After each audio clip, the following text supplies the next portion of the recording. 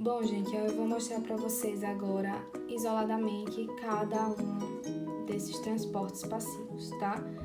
Difusão simples, eu vou sair de um meio que eu digo que é hipertônico, ou seja, tem maior concentração, 1, 2, 3, 4 substâncias dentro dessa célula, para um meio que está hipotônico, em busca do equilíbrio, para tornar os dois lados iguais.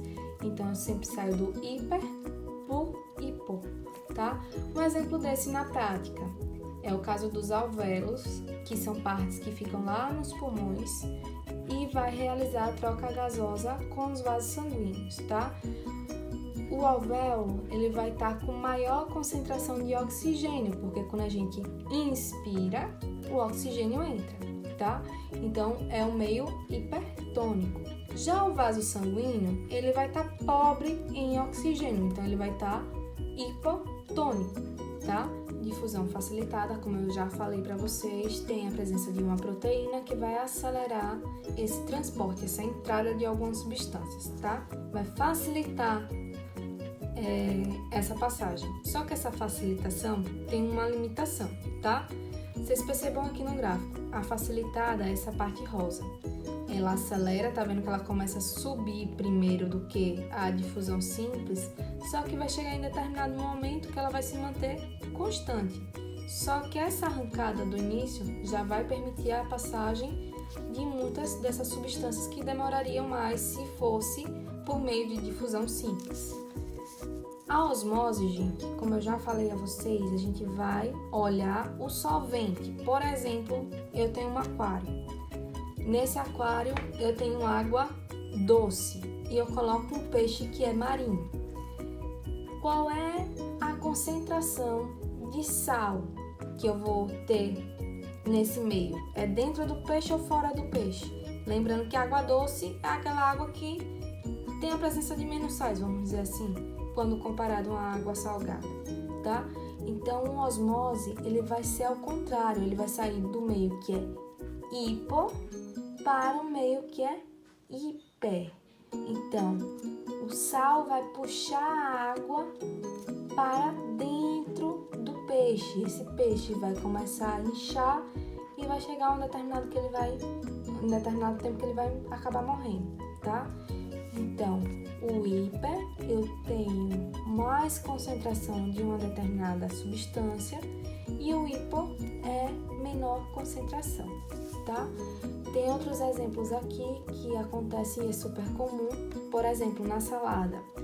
Quando vocês temperam a salada bem antes do tempo de comer, quando a gente coloca o sal vai ser a mesma coisa daqui, ó. Vai estar maior concentração no meio externo e dentro da folha da salada, por exemplo, vai estar em menor concentração. Então, a água vai ser puxada pelo sal para o meio externo. Por isso que a salada vai ficar murcha, se você temperar muito tempo antes.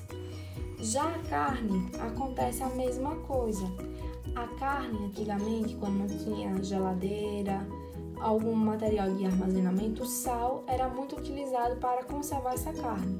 Então, a carne era um meio hipo, tá? Que tinha pouca presença de sal.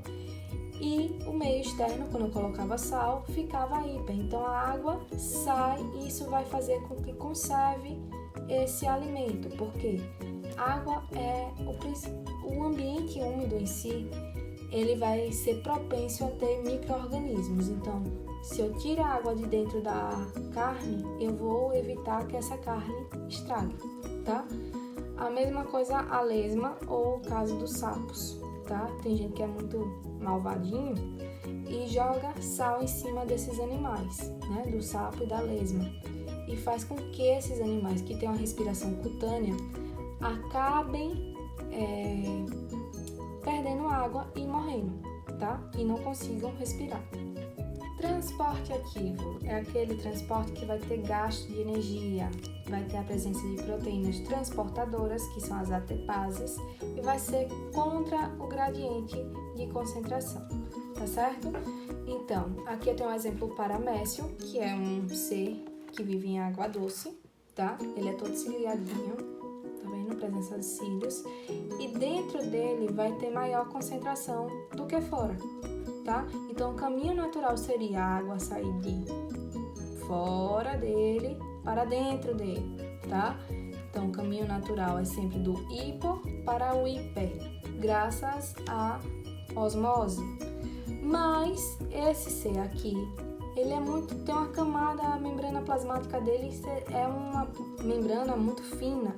E se ficasse entrando água por meio de osmose, chegaria um momento que esse C poderia explodir.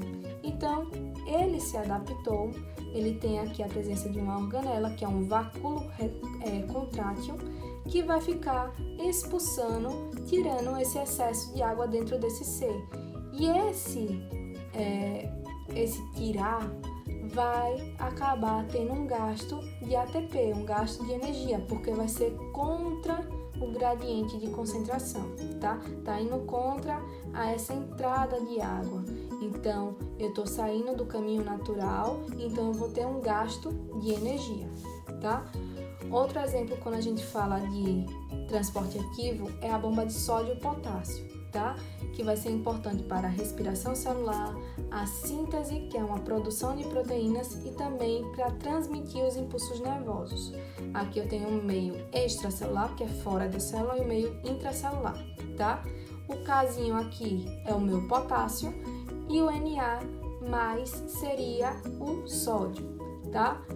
O potássio aqui, que é o K, então ele está entrando na célula contra o gradiente de concentração. Então, ele vai sair do menos para o que tem mais, porque é interessante para essa célula que tem a presença de potássio aqui dentro, porque o potássio vai ajudar na respiração celular e na síntese de proteína.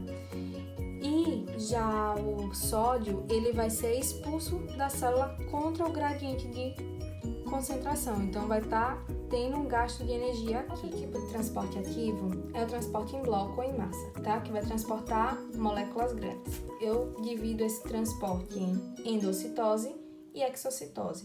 Endocitose é a entrada de certas substâncias nas células, tá? Quando essa substância que entra é um sólido, eu dou o nome de fagocitose, tá? Por exemplo, aqui que eu desenhei para vocês, o macrófago, que é um tipo de glóbulo branco grande que vive em vasos sanguíneos, tá? Ele vai projetar falsos pés, que eu dou o nome de pseudópodes, e esses falsos pés vão capturar esse material sólido que tem dentro da célula. Para facilitar vocês lembrarem, eu sempre dou um tipo de exemplo que é farofa. Farofa, fago, a gente já lembra que farofa é sólido, então vem de fagocitose. Não sei se dá para entender muito bem, mas espero que vocês entendam, tá? Já quando eu quero englobar, quero ter a entrada de líquidos, eu falo de pinocitose, tá? Exocitose vai ser a saída de certas substâncias da célula. A célula vai expulsar alguma substância. Quando essa substância é uma excreção, ela vai estar defecando, minha gente. É quase um cocôzinho, um xixizinho da célula, tá? Ela vai estar eliminando materiais que ela não vão utilizar mais, tá?